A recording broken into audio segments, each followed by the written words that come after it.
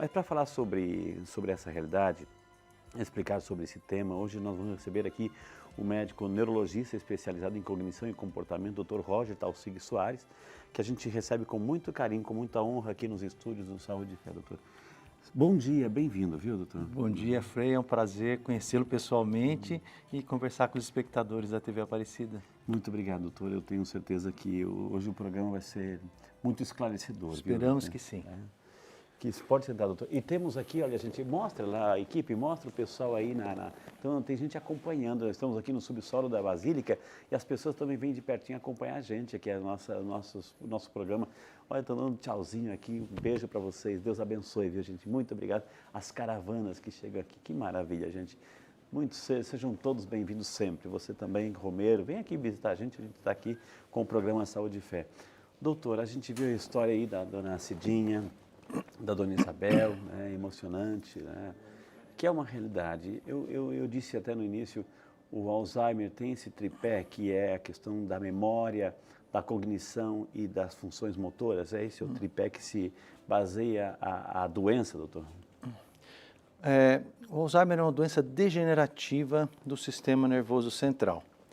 E o senhor falou uma questão importante de que existe uma prospecção de que para 2050 a gente tenha mais de 100 milhões de pessoas com Alzheimer no mundo. Isso acontece por quê? Porque a população do mundo está vivendo mais. Conforme a expectativa de vida das pessoas aumenta, o Brasil, até a década de 70, a expectativa de vida média era 60, 65 anos. Hoje nós já estamos a mais de 75. E a gente sabe que quanto maior a idade, maior a chance de desenvolver Alzheimer. Então as pessoas vão ficando mais velhas e estão mais propensas a ter essa doença, que é uma degeneração do sistema nervoso central devido ao acúmulo anormal de duas proteínas, uma proteína chamada amiloide beta e uma proteína chamada tau. E essas proteínas se acumulando anormalmente causam a morte das células cerebrais. E as primeiras que sofrem essa morte, em geral, são aquelas relacionadas à memória. Então, é o primeiro sintoma da doença de Alzheimer, na grande maioria dos casos, a dificuldade para se lembrar, principalmente de episódios recentes. Aquela perda de memória que a gente chama de escalonada. A pessoa não consegue lembrar com quem ela almoçou no domingo, mas ela se lembra quando ela trabalhava na escola, na infância. Essas memórias demoram mais para ser perdidas. Doutor, a pessoa já nasce com isso? Tem um fator genético, hereditário, enfim? Ou é um tipo de doença adquirida?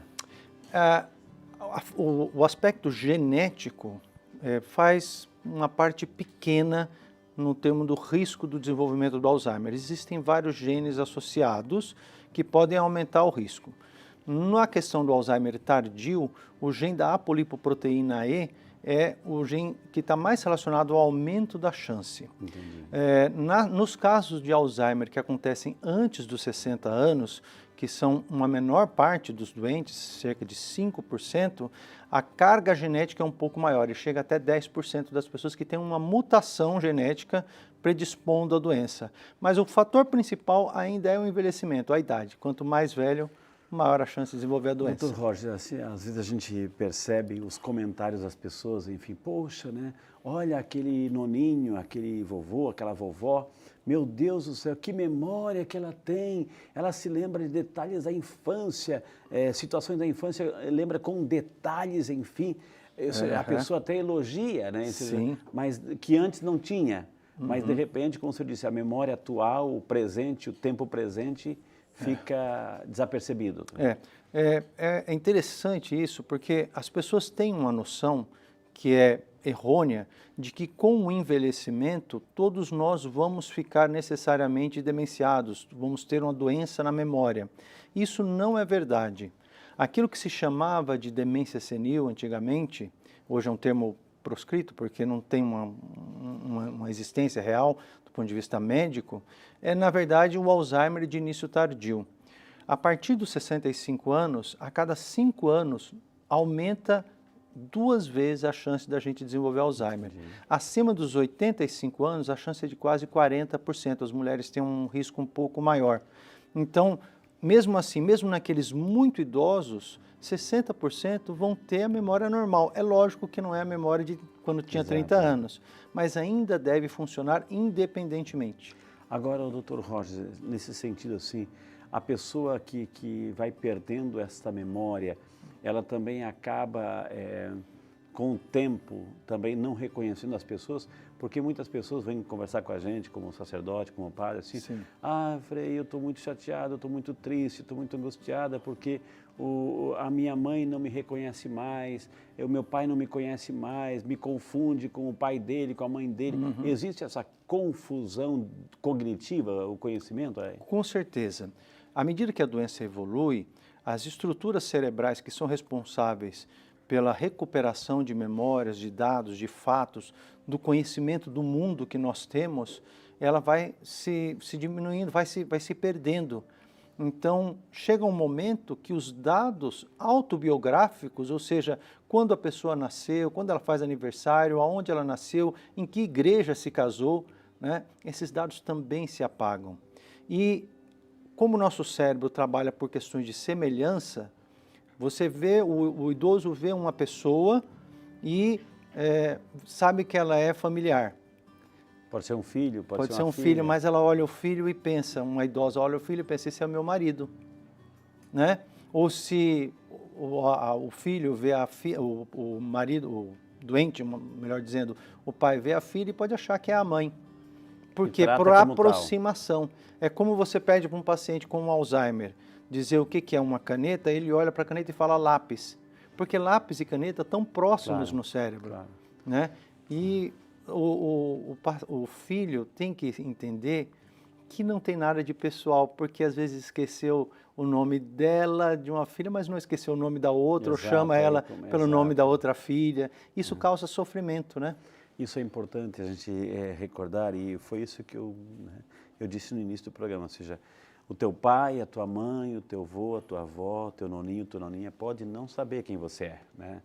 Porque isso não depende dele, né? Isso é a confusão mental que ele tem, é a doença, a evolução da doença, é um processo contínuo, progressivo, assim, ele pode não saber quem você é, mas você sabe que ele é teu pai, você sabe que ela é a tua mãe, então isso é o carinho e o respeito que você tem que ter, né?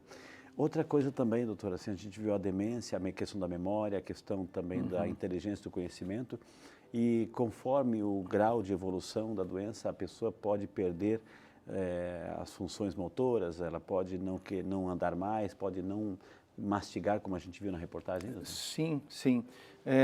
Nos primeiros momentos da doença, o que se perde são as capacidades de executar tarefas mais complexas. Então, por exemplo, se mantém em dia com a conta do banco, está atualizado com as notícias da política, da economia, ser capaz de sair e fazer uma compra no supermercado sem usar uma lista. Então, essas são chamadas atividades instrumentais da vida diária.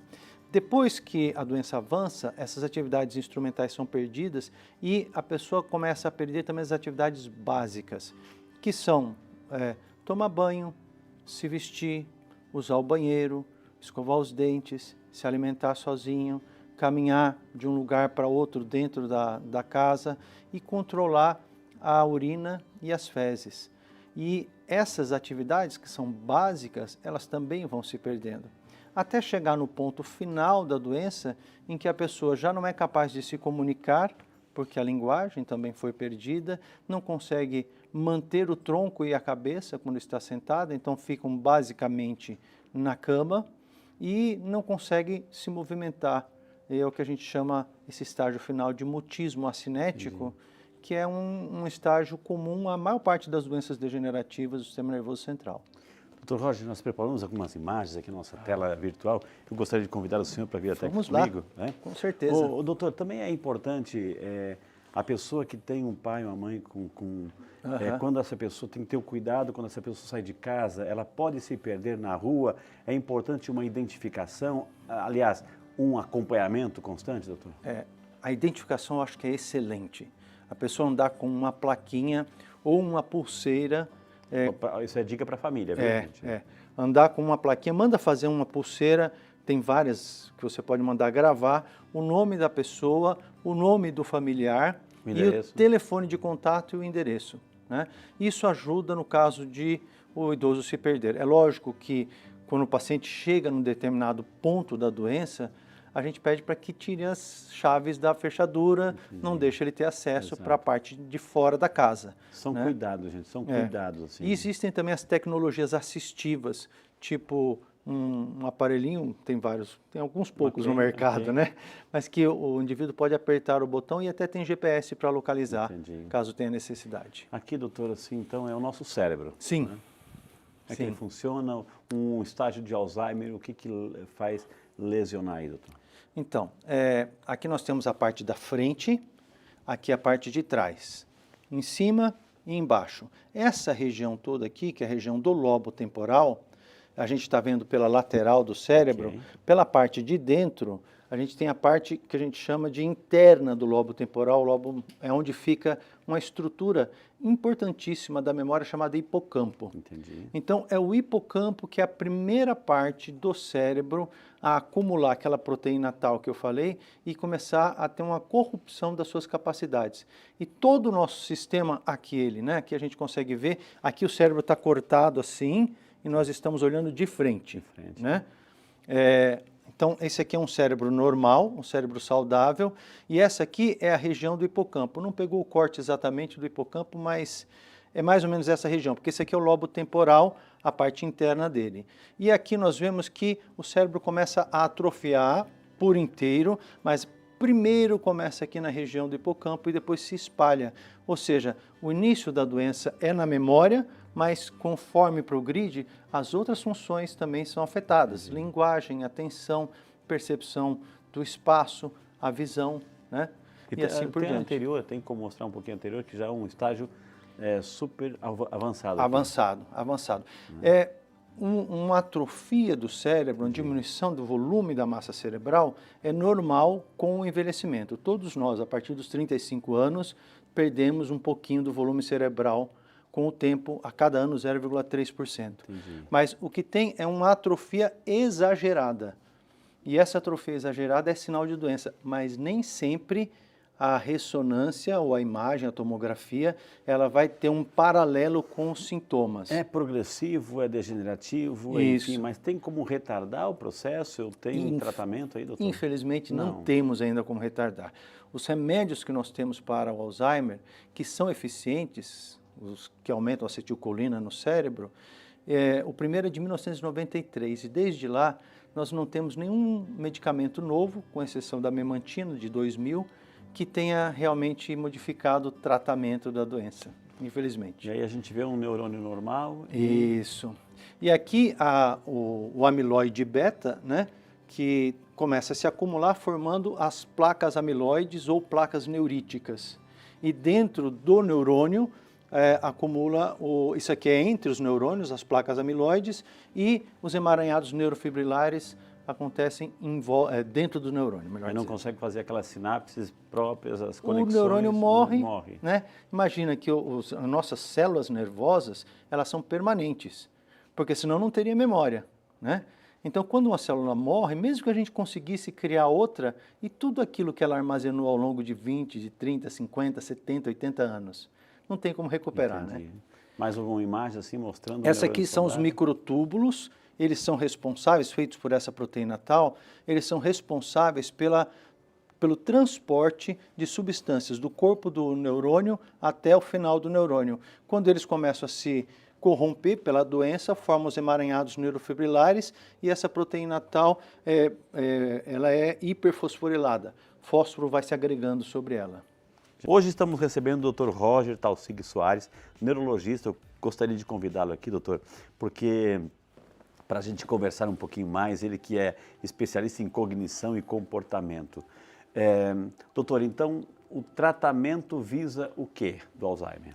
O tratamento visa, primeira coisa, tentar melhorar o desempenho do cérebro, aquelas células que ainda estão funcionando das melhores condições para que elas cumpram a sua função e também, que eu acho que é o mais importante, é controlar os sintomas comportamentais que acontecem. Nós vimos no testemunho da psicóloga, da Cidinha, que as duas pacientes eram pacientes calmas, tranquilas, boazinhas, né? Mas isso nem sempre acontece. As pessoas com Alzheimer, elas podem ter depressão, elas podem ter ansiedade, podem ter agitação, irritabilidade, agressividade, recusar o atendimento, a ajuda para fazer as coisas, pode ter alucinação, pode ter delírio. É tão famosa a tal síndrome do pôr do sol, que chega num determinado momento da tarde, o paciente começa a ficar mais agitado e querendo ir para a casa dele, sendo que está em casa. E os remédios, então, que nós damos, ajudam a controlar esses sintomas, melhorando a qualidade de vida do paciente e também da família. Exatamente. O senhor terminou com a sua resposta é a minha pergunta. E a família? Como a família está preparada para isso? Tem algum local que a família se prepara, informação, enfim? Como é que é o trato? Porque é uma realidade nova, porque muita gente às vezes não tem paciência, doutor. Ou seja, a pessoa tem que repetir 10 vezes, já repeti, oh meu Deus. E aí começa assim a um trato mais hostil, doutor. E aí? Olha, o paciente com doença de Alzheimer, ele dá trabalho. Né? Mesmo aquele que não tem um distúrbio de comportamento grande, ele dá trabalho porque ele aos poucos ele vai se tornando dependente para tudo. Desde o momento inicial, quando o paciente é muito repetitivo, pergunta a mesma coisa várias vezes, ou conta a mesma história diversas vezes no dia, ele causa um certo estresse naquele que é o cuidador, até o momento em que a pessoa tem que acordar à noite para levar até o banheiro 3 vezes, não consegue dormir. Então, ser cuidador de uma pessoa com doença de Alzheimer não é fácil, né? E o ideal é que as pessoas tenham um preparo, né? Um curso para ser um cuidador, só que isso não acontece. Né? As pessoas que têm, as famílias que têm grandes posses, elas conseguem contratar cuidadores profissionais, que essa é uma profissão que tem aumentado muito, justamente pela demanda que o senhor comentou no início. Só que a maior parte das pessoas não consegue fazer isso. Então, é o próprio familiar. É o familiar. Tem que se adaptar. Que não tem formação profissional, né? Que tem ainda as questões psicológicas que afetam ele, né? E que tem que fazer, às vezes, muitas vezes, deixar de viver a própria vida para cuidar daquele idoso doente. Então, tudo isso pode levar a uma sobrecarga, um estresse do cuidador. O cuidador também precisa, nesse caso, ser cuidado, viu? Exato. Doutora, aí a gente recebeu algumas perguntas sobre o tema, como esta aqui, doutor. O Jairo Abreu, que é de São Paulo, capital. Obrigado, Jairo. Deus te abençoe. Bom dia para você, viu, querido? Tenho uma dúvida. Meu pai tem Alzheimer e toda a minha família está sem saber se podemos contar ou não para ele que ele tem a doença de Alzheimer. Pode contar, doutor? Adianta contar? E aí? Depende principalmente do estágio em que o paciente se encontra. Se ele é capaz de ter crítica, se ele é capaz de entender, se é capaz de comunicar as suas escolhas, se é capaz de fazer um julgamento, ele pode ser contado e pode até tomar algumas decisões sobre como ele deve ser tratado a partir dali. Entendi. E isso depende muito. Mas para algumas pessoas que já estão na fase mais adiantada da doença ou que estão com problemas comportamentais, isso causa uma sobrecarga no próprio paciente, um estresse. E depois esquece, você vai contar de novo? Exato, né? Então... A nossa amiga Marta Oliveira, de Caçapava, aqui bem pertinho da gente. Obrigado, Marta. Bom dia para você. Minha mãe tem Alzheimer. O que fazer quando ela não consegue dormir à noite? Pergunta a Marta. Bom dia, Marta. O sono do paciente com Alzheimer é um problema, muitas vezes, que atrapalha toda a rotina da casa, porque ele pode acordar no meio da noite achando que é de dia. E isso causa um problema. Existem suplementos naturais, como a melatonina, que pode ajudar no sono. É recomendado que o paciente não tome café após as 15 horas da tarde, porque a cafeína demora até 8 horas para ser eliminada. Não significa que o idoso que gosta muito de café não vai deixar de tomar um café à noite, só que usa o café descafeinado. Entendi. Né? Então você faz o gosto do paciente. Dica para a família, viu? Isso. Dica pra família. E ao mesmo tempo protege ele para que ele durma melhor. Durante o dia, banho de sol. A luz durante o dia ajuda a produção da própria melatonina endógena e à noite, na hora de dormir, sem TV, sem barulho, sem luz no quarto, colocar uma luz pequena, amarela, amarela e não azul, porque a azul bloqueia a liberação da melatonina, para que caso o idoso acorde à noite, ele tenha a condição de perceber aonde ele está. Porque muitas vezes acorda, não vê e pode tropeçar e cair no quarto. Dicas importantíssimas, importantíssimas. O Roberto Cavalheiro, que é de São Paulo, obrigado, bom dia para você, Roberto. Quais atividades devem ser feitas para estimular o cérebro do paciente com Alzheimer? Gostaria da ajuda do doutor. Doutor, do Alzheimer, mas assim, prevenção, a pessoa que faz palavra cruzada, joga xadrez, isso ajuda também, doutor?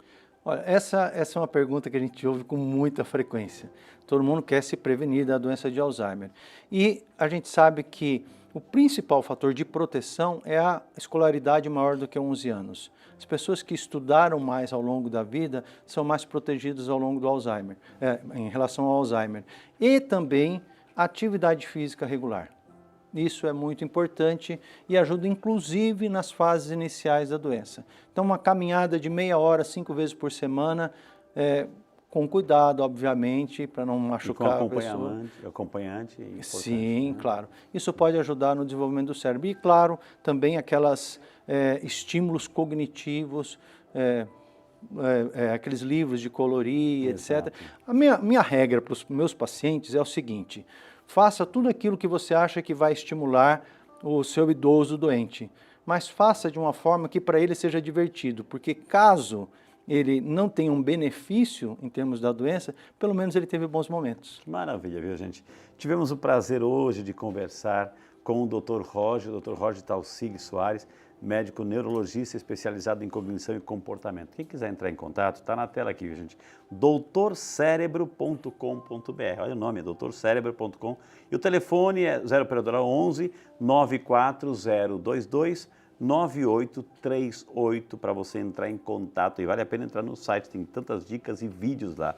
Doutor Roger, eu queria imensamente, em nome do programa Saúde e Fé, agradecer. O prazer é meu. Posso lhe entregar um mimo aqui do programa? Muito obrigado. A canequinha do programa, que você vai deixar no seu consultório. Joia. Todo mundo vai perguntar onde é que você conseguiu. Eu fui lá no Saúde e Fé, do Frei Rinaldo da TV Aparecida, viu? Maravilha. E a imagenzinha de São Peregrino, protetor contra o mal do câncer, para o senhor também levar com muito carinho, viu? Muito obrigado. Eu quero agradecer, doutor. O senhor é Eu muito que simpático, agradeço. se comunica muito bem. Muito obrigado, viu? Obrigado Podemos pela oportunidade. sonhar com uma nova visita aqui no programa? Com certeza, será um prazer. Muito obrigado, doutor. Que Deus o abençoe, viu? O senhor também.